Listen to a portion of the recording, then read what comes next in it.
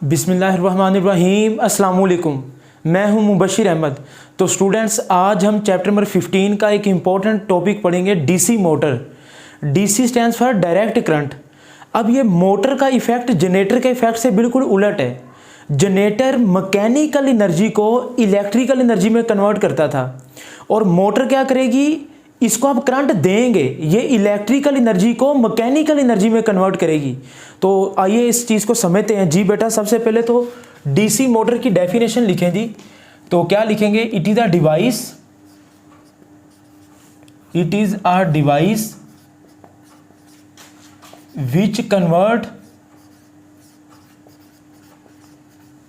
Which convert electrical energy. अब ये देखें, ये जनरेटर का उलट है, electrical energy into mechanical energy.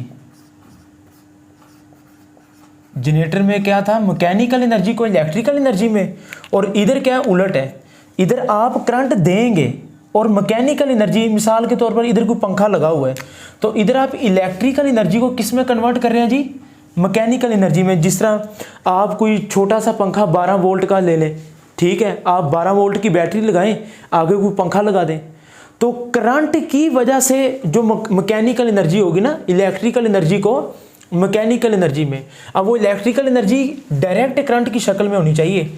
तो बच्चे आपको याद है जनरेटर में हमने क्या पढ़ा था, मैकेनिकल एनर्जी को इलेक्ट्रिकल एनर्जी में, और मोटर में क्या पढ़ेंगे, इलेक्ट्रिकल एनर्जी को मैकेनिकल एनर्जी में। जनरेटर का प्रिंसिपल क्या था आपको याद है, Faraday law of electromagnetic induction. लेकिन मोटर का प्रिंसिपल अलग है। मोटर किस उसूल पे काम करती है, चैप्टर नंबर 14 में हमने एक टॉपिक पढ़ा था, torque acting on a current carrying coil. तो बेटा मोटर का प्रिंसिपल हम लिखेंगे, torque act on a current carrying coil. Torque act on a current carrying coil. और टॉर्क का फार्मूला आपको याद है ना, टॉ इज इक्वल टू, मैंने आपको बताया हुआ है, नायाब NIAB cos alpha, number of turns, current, area, magnetic field. तो मोटर का ये आ गया प्रिंसिपल। ये फार्मूला हमने चैप्टर नंबर 14 में प्रूव किया हुआ है। अच्छा जी, आइए आप इसकी कंस्ट्रक्शन समझते हैं। जी बेटा, ये आपके पास एक नॉर्थ पोल है और ये आपके पास है साउथ पोल। अब आप देखेंगे जनरेटर में ये शाफ्ट नीचे थी, अब इसमें शाफ्ट ऊपर है। अब इसका मतलब क्या है, ये कॉइल है जिसको आप आर्मेचर कहते हैं। ये आप कंस्ट्रक्शन की हेडिंग देंगे और साइड पे पॉइंट बना के लिख देंगे। ये आप परमानेंट मैग्नेट भी यूज कर सकते हैं और इलेक्ट्रोमैग्नेट भी यूज कर सकते हैं, ठीक है। तो ये नॉर्थ और साउथ पोल, परमानेंट मैग्नेट आ गए, दिस इज आर्मेचर कॉइल।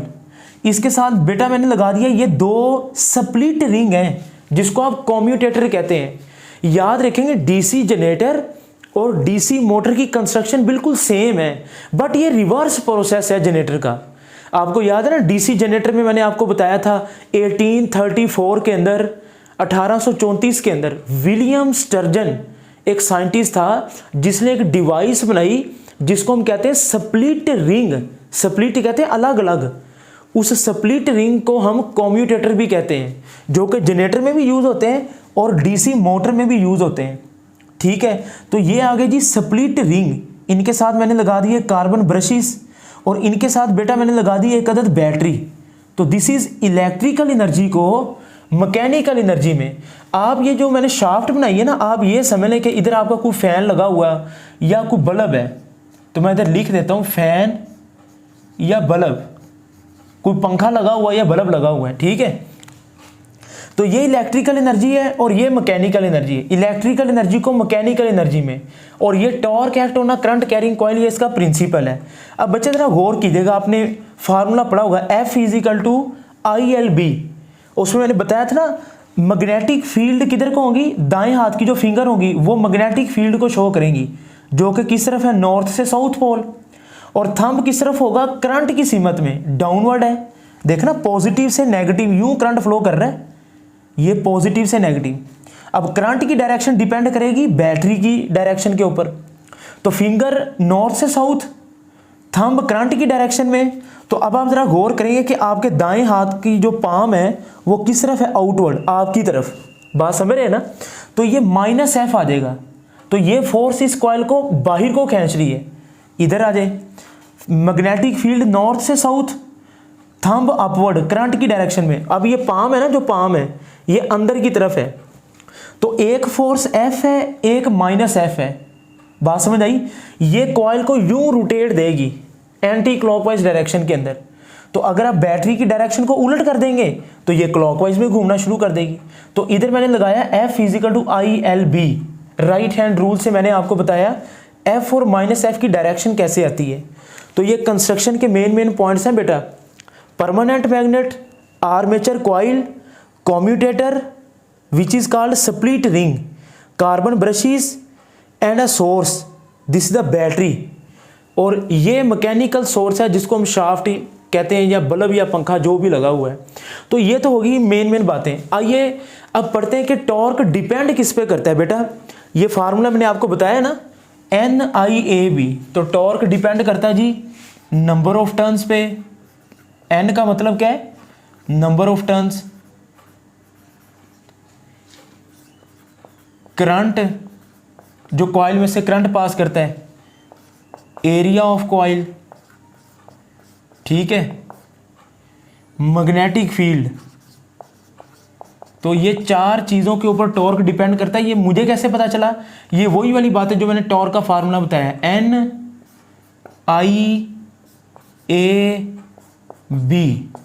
तो NIAB, ठीक है। हाँ, नो डाउट एंगल पे भी डिपेंड करता है, लेकिन अब इधर हम एंगल को डिस्कस नहीं कर रहे। तो ये चार मेजर चीज़ें हैं जिसके ऊपर आपका टॉर्क डिपेंड करता है।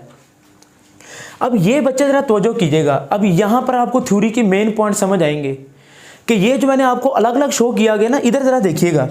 ये जो बैटरी है ना जिसके साथ कार्बन ब्रशेस लगे हुए हैं, देखें ये जो कॉम्यूटेटर है ना, ये कॉइल को कार्बन ब्रशेस के साथ कनेक्ट करता है, और कार्बन ब्रशेस ये कॉम्यूटेटर को बैटरी के साथ कनेक्ट करते हैं। तो अब ये जरा देखिएगा, मैंने ये एट स्टार्ट, ये 5 चक्कर में, 5 राउंड में एक चक्कर पूरा होगा बेटा। मिसाल के तौर पर ये कॉइल है ना ऐसे पड़ी हुई, अब ये देखिएगा जब ये चक्कर लगाना शुरू करेगी तो क्या होगा, इस वाले को मैं क्या कहता हूँ, ये वाला कॉम्यूटेटर, इसको मैं कहता हूँ A and this one is the A'।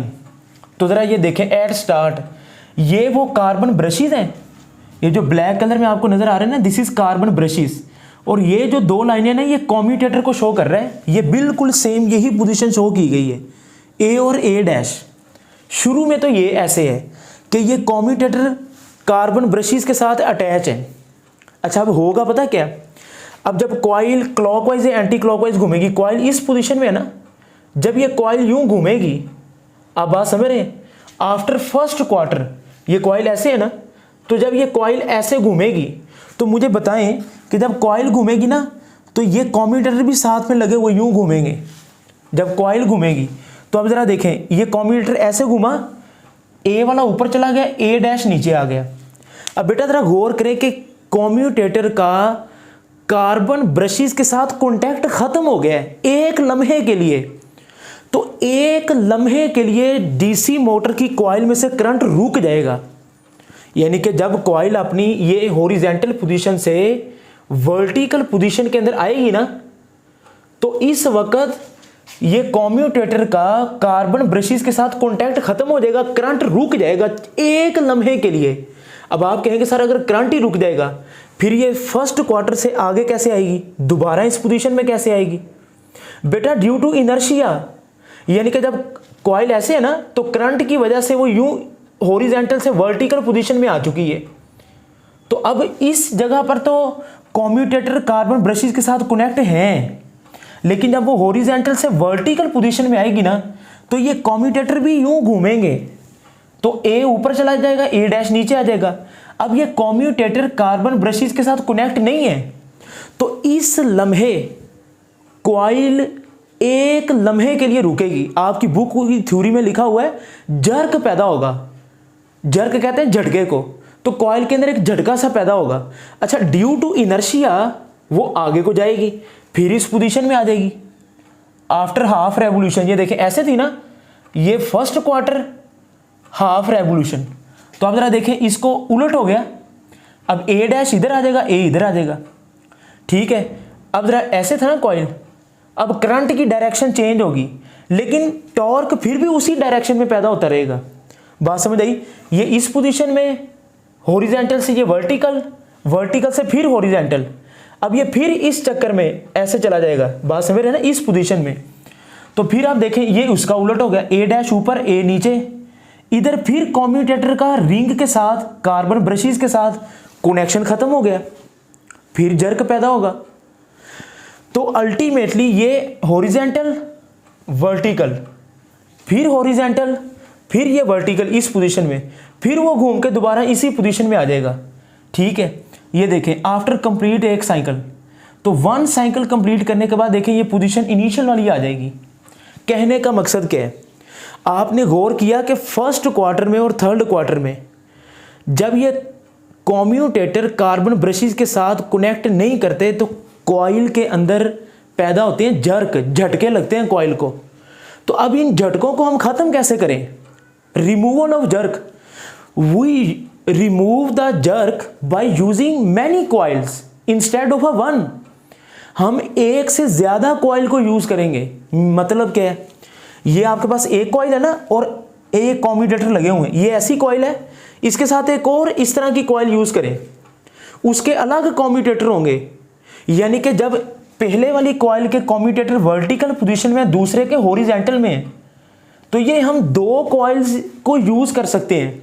तो we use many coils instead of 1 coil by removing the jerk. तो फिर जो झटके लगते हैं ना वो खत्म हो जाएंगे और आपका जो पंखा है या जो बल्ब है वो स्मूथली रोशन ही रहेगा। पंखा एक कांस्टेंट स्मूथ रनिंग के साथ चलता रहेगा। तो ये जो अपना कम्यूटेटर की मूवमेंट है ना, ये समझना बड़ा ज़रूरी है। मेन यही चीज़ है, बाकी सारा सिंपल सा ही है। तो एंड के अंदर बुक वाला लिखता है कि ये जो नॉर्थ और साउथ पोल है ना बच्चे, ये परमानेंट मैग्नेट भी हो सकते हैं और इलेक्ट्रोमैग्नेट भी। तो इनकी फील्ड को हम कहते हैं फील्ड कॉइल्स। इलेक्ट्रोमैग्नेट के ऊपर जो कॉइल होती है ना, this is called field coil. और वो फील्ड कॉइल सीरीज में भी हो सकती हैं और पैरेलल में भी हो सकती हैं। तो बहरहाल जी, ये तो था डीसी मोटर का एक छोटा सा आपके पास थ्योरी का टॉपिक। मैंने उस थ्योरी को मेन इस पॉइंट के अंदर समझाया कि हम झटकों को कैसे ख़त्म कर सकते हैं bye using many coils instead of 1। और कम्यूटेटर की वर्किंग कैसे है, अगर आप इसी तरह पेपर में लिख देंगे तो गलत नहीं है। ठीक है, वो साथ में थ्योरी की 3-4 लाइनें लिख दें। टॉर्क डिपेंड इन 4 चीज़ों पे करता है। डायग्राम अच्छी सी करके पेपर में आप बनाएं, इसका प्रिंसिपल लिखें, इसकी डेफिनेशन लिखें। ठीक हो गया। तो आई होप कि बेटा ये डीसी मोटर का टॉपिक आपको अच्छा लगा होगा। तो इंशाल्लाह नेक्स्ट ही लेक्चर में बहुत जल्द हाजिर होंगे। ठीक है, अपना बहुत सा ख्याल रखें। कमेंट सेक्शन में फीडबैक ज़रूर दिया करें लेक्चर का। मुबशर अहमद को दें इजाज़त। अल्लाह हाफिज़।